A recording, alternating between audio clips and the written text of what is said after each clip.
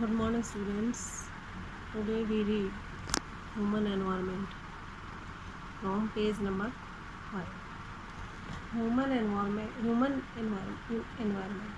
Human beings interact with the environment and modify it according to their needs. Human being के environment से interact है, से जुड़ा हुआ है, इसलिए उसने अपनी नीड्स को पूरी करने के लिए, फुलफिल करने के लिए इसको अपनी ज़रूरत के अनुसार चेंज कर लिया। Early humans adapted themselves to the natural surroundings. Early humans या अर्ली मैन अडेप्ट देमसेल्व्स, उस नेचुरल जो सराउंडिंग्स थी उसके अकॉर्डिंग उसने खुद को उसमें अडेप्ट कर लिया, उसके अनुसार अपने को ढाल लिया। They lead a simple life and fulfil there requirements from the nature around them. और उसने अर्ली मैन ने सिंपल लाइफ को जीना स्टार्ट किया और अपनी जो रिक्वायरमेंट थी, जो नीड्स थी, उनको नेचर से उनको फुलफिल करना स्टार्ट कर दिया। यानी अब नेचर से जो थिंग्स उसको मिलती थी उनसे अपनी ज़रूरतों को पूरा करना शुरू कर दिया। जैसे कि क्लॉथ्स की नीड को उसने प्लांट से स्टार्ट कर दिया, फूड के लिए उसने, फ्यूल के लिए उसने प्लांट्स का यूज़ करना स्टार्ट कर दिया। और इस तरीके से उसको सेटलमेंट की नीड हुई तो उसने जो फॉरेस्ट थे उनको कट करना स्टार्ट कर दिया। इस तरीके से उसने अपनी ज़रूरतों को पूरा करने के लिए एनवायरनमेंट में को अपने अनुसार डाल लिया। Humans with the needs grow and became more very and according to their time.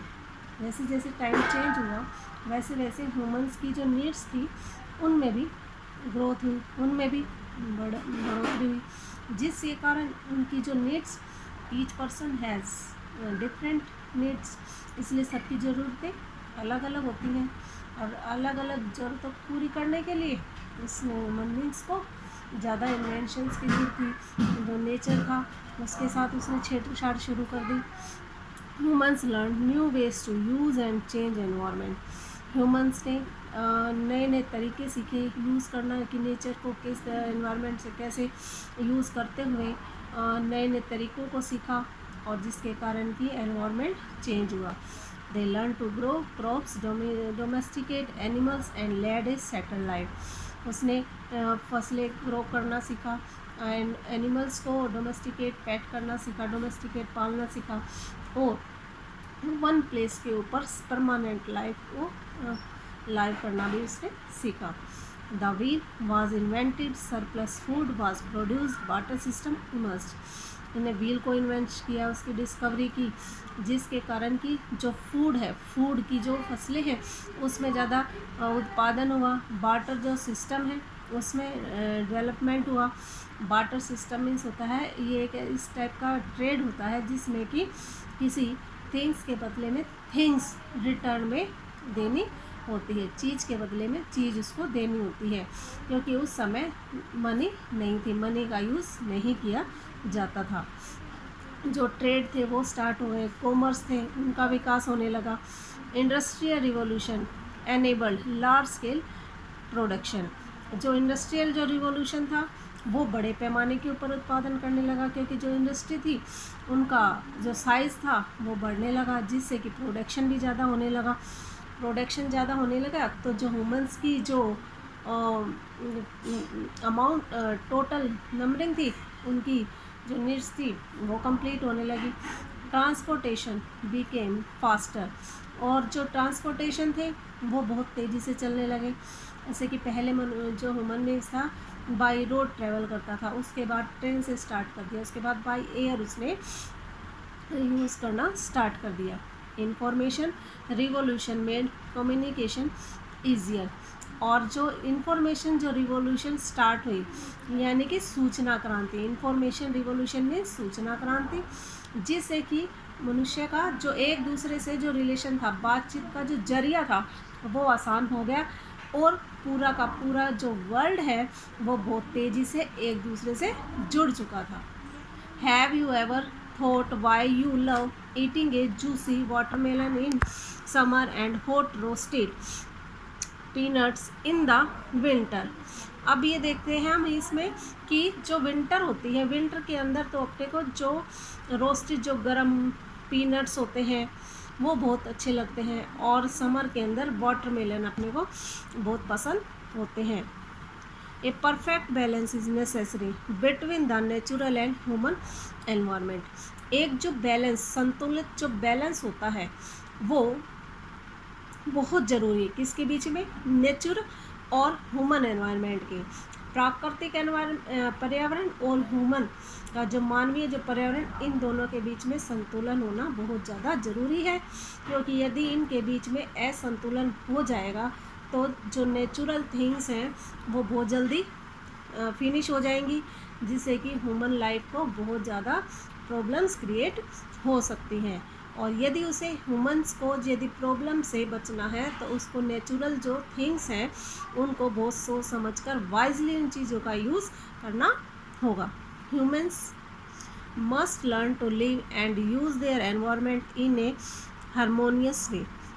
Humans है उसने जीना सीखा कि किस टाइप से लाइफ को अच्छी तरीके से कंफर्टेबल वे से उसको लाइव कर सकते हैं, इसलिए उसने इन सभी का एनवायरनमेंट के साथ यूज़ करना सीखा, एनवायरनमेंट से यूज़ करना सीखा, और उसका यूज यानी कि प्रॉपर तरीके से, यानी कि मैत्रीपूर्ण मित्रतापूर्ण तरीके से उसको यूज़ करना उसने शुरू किया।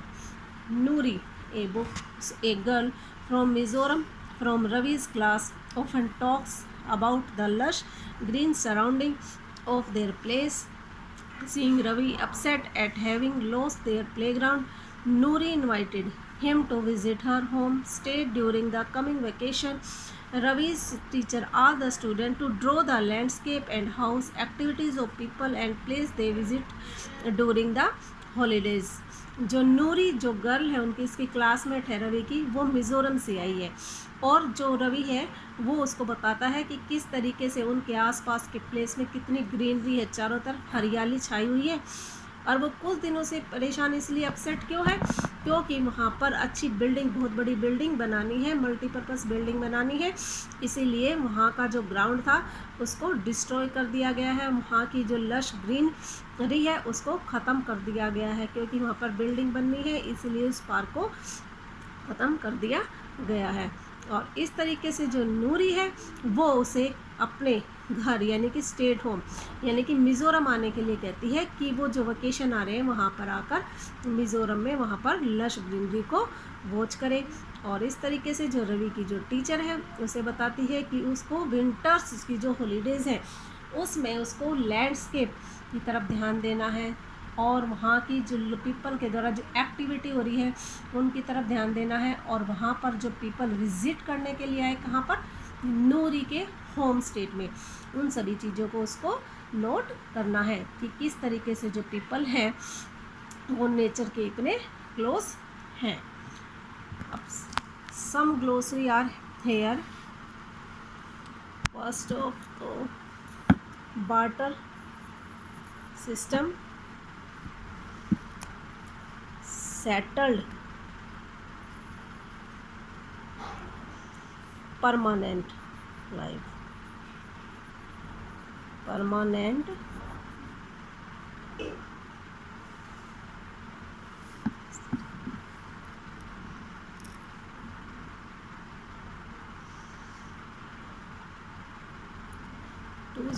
two glossary are there, you do in your notebook, and I give your homework on the WhatsApp group. Okay, thank you.